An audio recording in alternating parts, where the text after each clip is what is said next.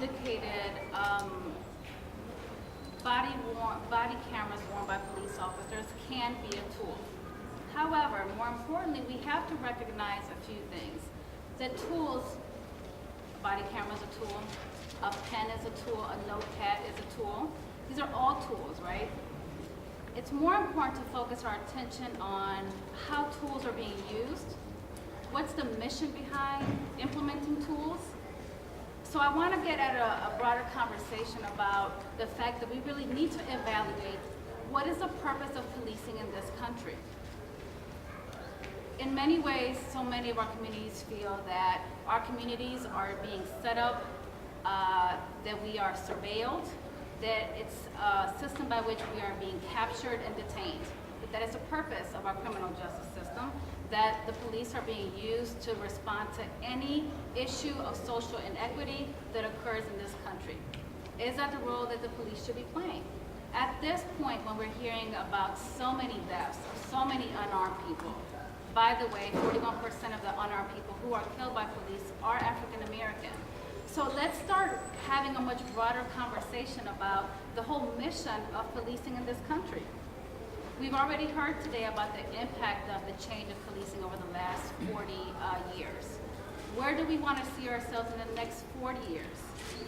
Interestingly enough, when the body cameras were piloted, which did take place in the city of Cleveland before Tanisha was killed, before Tamir was killed, before the Department of Justice report was released, the city of Cleveland was already working on rolling out this initiative. However, given the fact that we had two high-profile incidents after they initiated this, and the Department of Justice report revealed a number of different issues within the Department of Police for the city of Cleveland, you would think that someone would pause to say, maybe we should wait a minute on this rollout. Maybe we should consult the residents of the city of Cleveland who are going to be paying for these cameras about what they think about draft policies that we'd like to enact. Maybe we should reconsider a number of different factors. For example, the fact that I believe every single officer will be having a body-worn camera. Does the 4th District Police Department have more than 2 computers today? Because as of last April, there were 2 computers the police officers were using to finish their reports. Again, that is a tool that officers need. We also have to evaluate abusing of tools, right? Tasers are pretty common tools used by police departments. That has been a tool that has been abused by this police department. This police department has tased people who were restrained in handcuffs and strapped into gurneys. So again, we have to consider, what is the purpose of these tools? What is the purpose of policing? How can we make some really substantive changes? We don't want to tweak a system that's already failed us, right? We want to change the system altogether.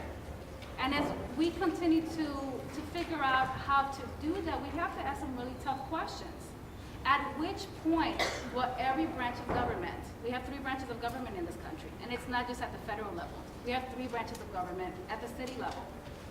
At which point are we going to take a critical look at how we're going to truly engage residents so that residents are consulted as a subject matter experts who are experiencing all of these great tools, right? Who are experiencing all these great policies, who are paying for all these great tools and policies. At which point are we going to shift in this city so that we can do things a little differently?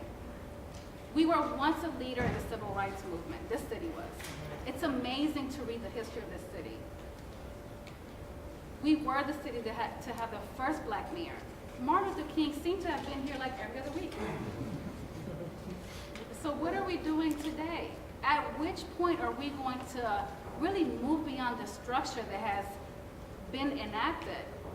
This city leads the state of Ohio in the number of people with criminal convictions. When are we going to readjust our priorities? And when are we going to wake up and start reminding folks that these are our tax dollars, that we need to be involved in these conversations before millions of dollars are spent, before we identify training?